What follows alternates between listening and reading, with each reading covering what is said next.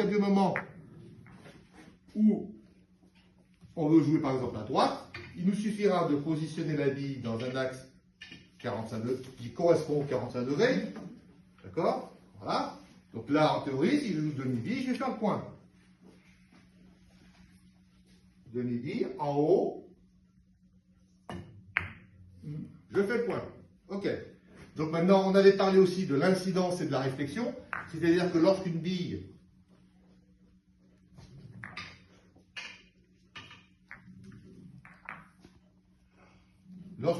lorsqu'une bille vient toucher la bande, sans effet, elle redonne la même réflexion. C'est-à-dire que là, en l'occurrence, la moitié des deux, c'est ici. Donc je vais viser ici pour que la réflexion soit égale à l'incidence. Donc je vais jouer en haut, jouer, et vous voyez que oh, pardon, excusez-moi, j'ai raté le point. Donc je vais jouer à la pointe, là, et on a le retour. Ok? Donc maintenant. Et tu étais plein de billes, là, non? Plein de billes. Non, j'ai joué sans effet, l'incidence réflexion. Donc maintenant, si je veux aller plus à droite, je vais mettre de l'effet à droite par rapport à mon axe d'incidence.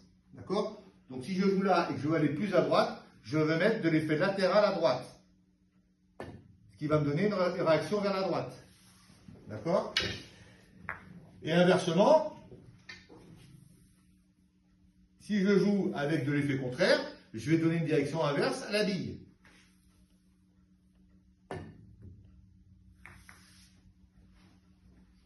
D'accord? Bien. Donc, ce qui veut dire que si j'ai un rejet naturel par rapport à l'axe de visée qui viendrait là, c'est l'incidence qui sera créée. Si cette bille n'étant pas là, elle serait là.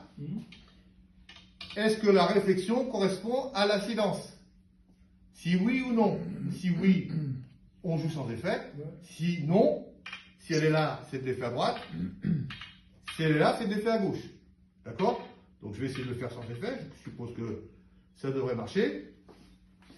Voilà, donc la connaissance du corps rejet naturel. Normalement, ça devrait marcher sans effet. Donc, toujours pareil. Pied droit, demi-bille, en tête, sans effet. Voilà. Donc là, en fait, j'ai trouvé ma correspondance du rejet naturel sans effet. Donc ma direction. Et si je me trompe, ici, c'est que si la bille, je passe derrière ou devant, c'est que je me suis trompé de direction par rapport à ici. Donc c'est l'effet qui correspond à la direction de notre bille. Ok? Voilà pour le rejet naturel.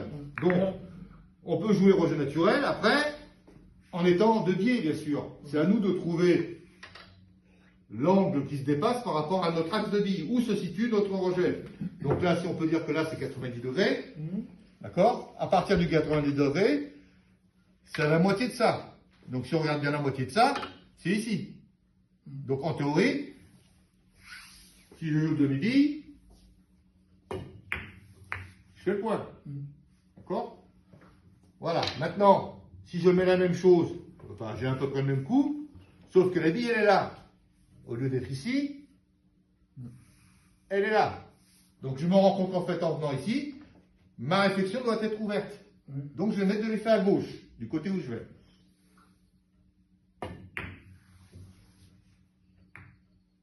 Ok? Donc j'ai toujours respecté mon demi-bille rejet naturel, et j'ai mis l'effet qui correspond à la direction de la croix, sur la croix.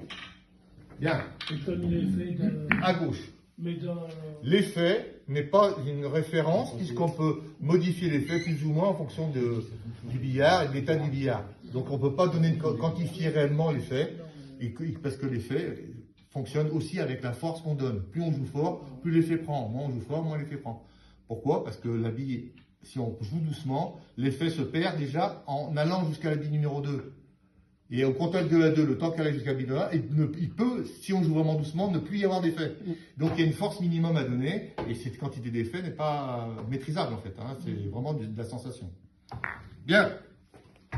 Donc, ça c'est la première référence de base. Donc le rejet naturel se joue toujours en tête, voisin du demi-bille. D'accord? Voilà. Ça c'est la référence. Après, on peut créer des angles en prenant moins que demi-bille, toujours en jouant en tête, moins de demi-bille, donc on va fermer l'angle, ou 3/4 de bille pour commencer à faire un coulé, ce qu'on appelle le coulé. Et le coulé se situe, donc c'est toujours une prise de bille en tête, le coulé, la référence coulé, c'est entre le 3, au-delà du 3/4 jusqu'au plein. Donc tout ce qui est en dessous, ce n'est pas de coulé. Le 3/4, c'est commence à être un angle, et en dessous du 3/4, ben, on commence à créer, on se rapprocher du 45 degrés, donc on va sur le côté. D'accord? On crée beaucoup de déviations. Donc pour le coulé, c'est lorsqu'on a un minimum de déviation par rapport au zéro, par rapport au plein. D'accord? Donc c'est pour ça qu'on joue dans cette quantité de billes-là. Donc le coup de queue, c'est un coup de queue lent, allongé, un peu ressemblant au rejet naturel. Donc qu'est-ce que je fais? Là, je situe la quantité de billes que j'ai à prendre. Donc le plein, il est là, un tout petit peu moins plein, puisque j'ai une petite déviation. Je prends en tête, là, et je pousse. Vous voyez ma position, je reste en place, j'attends que les choses se fassent. Je ne me relève pas. Là, maintenant, je me relève. D'accord? Donc, vous voyez que le coup a fonctionné parce que j'ai pris la bonne quantité de billes qui était relativement pleine. Maintenant, si je vais jusqu'au 3/4, voilà, le 3/4, il est là. D'accord? Je ne peux pas jouer finesse parce que c'est trop difficile. Donc, je vais jouer le coulé. Là, donc, je suis plus près du 3/4 que tout à l'heure. Tout à l'heure, j'avais ça, c'était plus près du plein. Ici, c'est plus près du 3/4, mais ce n'est pas 3/4 de bille. Hein? Donc, c'est plus près du 3/4, un peu plus, voilà, j'y suis. Donc, je vais un peu plus ouvrir l'angle. Ok? Bien. Il faut qu'il y ait peu de distance entre les billes, là. Ah, le coulé peut se jouer à n'importe quelle distance, à partir du moment où on est assez proche de la 2. À partir du moment où les billes sont loin, c'est toujours pareil, on essaiera de toujours passer soit par les bandes, soit de jouer autre chose. Okay? Donc là, on regarde, l'angle n'est pas très important, donc là, c'est aux alentours du plein. D'accord? Voilà. Et pour que notre bille fasse ce trajet-là, c'est comme le rétro, il faut donner à notre bille une rotation suffisante pour qu'elle aille jusqu'à cette bille-là. Donc ça, ce sont des forces qui sont variables en fonction des coups, en fait, hein, comme le rétro. D'accord? Donc bille en tête, chevalet de bille en tête. Donc la quantité de billes, et je pousse. Voilà. Alors ce qu'il faut savoir, c'est que le coulé, c'est peut-être le coup le plus difficile qui existe au billard. Parce que les marges d'erreur sont minimes. C'est-à-dire que la marge pour faire le coulé est petite, et le moindre millimètre a une réaction très importante. D'accord? Qui ne nous laisse pas beaucoup de... Donc on catégorise le coulé dans un coup très difficile. Ok? Bien, maintenant on va parler du 60 degrés, qu'on avait vu. Donc, à partir du carreau, donc voilà le carreau, donc chevalet de centre. Voilà, donc chevalet de tête, et c'est le pouce qui vient se reposer sur la phalange. Donc là, vous voyez, ma main est descendue et la hauteur descend. Lorsque je joue comme ceci avec une vitesse et un plein, je fais un carreau. D'accord? Bien. Donc maintenant, tous les millimètres que je vais décaler ici vont m'amener un peu plus loin sur le côté. D'accord? Donc, pour créer ce mouvement-là, il faut impérativement que notre bille arrive sur cette bille-là en glissant. Donc la distance 1-2 est très importante. À partir du moment où on est loin, c'est très compliqué de créer des glissements. Parce qu'il faut déjà qu'elle glisse jusqu'à celle-ci. Si elle prend du mouvement, c'est un peu comme le rétro. Si elle commence à rouler ou à s'arrêter, elle va rester là. D'accord? Donc il faut que la distance, c'est pareil, il faut qu'elle soit relativement maîtrisable, hein, sous contrôle. Donc on va toujours dire que ce sera 20-25 cm maximum. D'accord? Donc, pour créer un 60 degrés, on peut considérer, 60-70 degrés, on peut considérer qu'ici il y a l'angle droit, qu'ici il y a le rejet naturel, et ça va se situer entre les deux. D'accord? Donc pour créer cet angle-là, il faudra donc jouer au centre, une vitesse qui correspond à un carreau, c'est-à-dire que la bille doit glisser jusqu'à cette bille-là, et ensuite aller sur le côté gauche. Donc prendre à gauche en jouant au centre. D'accord? Donc, je me positionne sur le demi-bille, je joue au centre et j'essaie de trouver la vitesse qui correspondrait à donner un carreau. Voilà.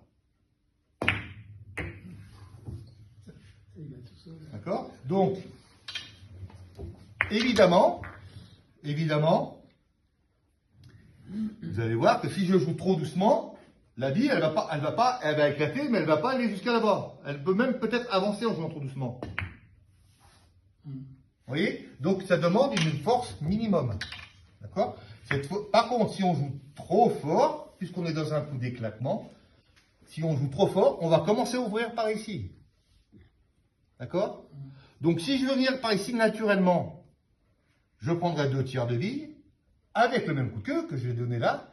Et si je veux venir ici, ce sera tiers de bille avec le même coup de queue. D'accord? Il n'y a pas de raison de changer. La force, elle est toujours la même. Là. D'accord? À partir du moment où je jouerai un coup de fort, on viendra là. Ce qu'on appelle l'éclatement. C'est pour ça que ce genre de coups-là sont très difficiles à maîtriser. Parce qu'il faut vraiment maîtriser la gestuelle du carreau, quoi. Ok? Voilà. Donc là, vous avez l'horloge. Ici, ici, ici. Donc il se situe entre le 90 degrés et le 45 degrés. D'accord? Voilà. Donc sur quoi ça fonctionne ce coup-là? Par exemple, pour un coup par les bandes. Je vois que là, en jouant 60 degrés, vous voyez, le 90, il est là. Le 45, il est là. Voilà, à peu près. Voilà. Donc ça veut dire que je peux arriver ici, en jouant demi-bille au centre. À partir de ce moment-là, ça fonctionne toujours de la même manière, l'incidence égale la réflexion. Donc je me rends compte qu'en fait, en arrivant par ici, que sans effet, je fais le point. D'accord? Donc il y a la première phase, c'est quantité hauteur pour créer un angle, et ensuite, réflexion pour savoir s'il faut se mettre de l'effet ou pas. D'accord? Ça fonctionne toujours de la même manière. Donc là, je dois trouver le coup de queue qui me permet de faire comme si je voulais faire un petit carreau, et le parcours.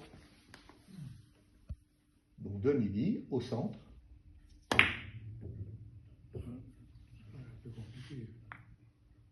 D'accord? Voilà. Donc l'utilisation du 60 degrés. Et cette utilisation, elle existe de partout. Vous voyez, si je mets ça, par exemple, je peux te mettre là ou là-bas. L'utilisation, c'est la même. Est-ce que je peux jouer rocher naturel? Non. Pourquoi? Parce que j'ai trop d'angles. Il faut que je crée plutôt cet angle-là. Et cet angle-là correspond aux 60 degrés. D'accord? Et je regarde, incidence, réflexion. Je vois que la réflexion sans effet m'amène ici. Donc qu'est-ce qu'il faut que je fasse? C'est que j'ouvre un peu du côté gauche. Donc pour mettre du côté gauche, il y a un peu d'effet à gauche. D'accord? Donc je vais jouer demi-bille au centre, là, et d'effet à gauche. Il les a aimantés. D'accord? Voilà l'utilisation des bases fondamentales. Oui. Maintenant, il nous reste plus que le rétro. Le rétro, il se joue entre... Le rétro pur se joue entre plein et 3/4, parce qu'on a un mouvement de rétro. Pour jouer un rétro, il faut que notre vitesse corresponde à une rotation inverse jusqu'à cette bille-là, plus ou moins grande, plus ou moins rapide, pour aller jusqu'à cette bille-là. Donc je vais mettre une distance moyenne, où je vais jouer un coup de queue normal, on va dire, pour avoir un recul. Donc cette bille doit aller jusqu'à cette bille en rotation arrière pour qu'elle puisse revenir ici. Donc, lorsqu'on joue tout droit, c'est le plein. Lorsqu'on met 45 degrés, c'est le 3/4, la moitié de la distance. D'accord? Et pour votre information, si on joue demi en bas, on fait 90 degrés.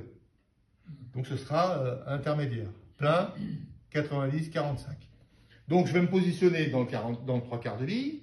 Le 3/4 de bille, la visée, c'est entre le plein et le bord de la bille, c'est la moitié des deux. Et je vais prendre bas. Donc le chevalet en tête, au centre, la pince à sucre, et on pose la main à plat. Et la queue de billard passe là-dedans. Ok? Une fois que je suis positionné dans le 3/4 de bille, je prépare la vitesse qui correspond à mon rétro. Et je reste en place. Vous voyez, ma bille était là, j'ai traversé ici. D'accord? Et je reste en place. D'accord? Voilà. Ça, c'est l'explication du rétro. Donc, ça veut dire que si j'ai un rétro de cette grandeur-là, ma vitesse c'est un rétro qui correspond à un 45 degrés. Donc à partir de ce moment, parce que l'angle droit il est là et le 0 il est là, donc vous voyez que c'est à peu près à moitié de la distance. Donc à partir de ce moment-là, j'ai besoin de plus revenir en arrière. Donc automatiquement, il va falloir que je donne un mouvement plus rapide de pénétration pour que la bille revienne un peu plus. Mais la méthode reste la même. Chevet, bille basse, 3/4 de bille et de la vitesse. Pardon. Il n'y a plus de bleu, c'est pour ça. Donc tout l'intérêt, ça tombe bien qu'il y a la démonstration, tout l'intérêt de mettre du bleu pour faire un rétro, parce que c'est très sensible au bleu, à l'accroche. Donc 3/4 de bille, bille basse. Et vous voyez, mon coup de queue était beaucoup bleu, mais il est toujours ici. C'est-à-dire que c'est arrêté derrière la bille. D'accord? Voilà, ça c'est pour l'explication. Maintenant, cette méthode, on peut l'utiliser aussi par les bandes. Ça n'empêche pas, comme le rejet naturel. Vous voyez, si j'ai ça, par exemple, voilà, je peux très bien jouer dans 45 degrés ici, incidence, réflexion. Donc là, je me rends compte qu'en fait, par la bande, j'ai besoin de mettre un peu d'effet à gauche. Donc je vais jouer 3/4 de bille, demi-bas, je vais venir ici. Je vais mettre un peu plus haut, pardon. Là. Donc 3/4 de bille, demi-bas, 45 degrés ici, un peu d'effet à gauche pour faire le point. Donc 3/4 de bille, effet à gauche, un butage. D'accord? Donc vous voyez, le procédé existe, que ce soit en tête ou au centre ou en bas, l'effet combinaison quantité-hauteur nous donne l'incidence. Et à partir du moment où on touche la bande, on mettra de l'effet s'il y en a besoin. Que ce soit en haut, au centre ou en bas, ça fonctionne toujours comme ça. C'est pour ça qu'il faut bien connaître ses références, bien maîtriser ses références visuelles, déjà visuellement, et ensuite pouvoir les exécuter. Pour être dans une approche très, on va dire simple entre guillemets,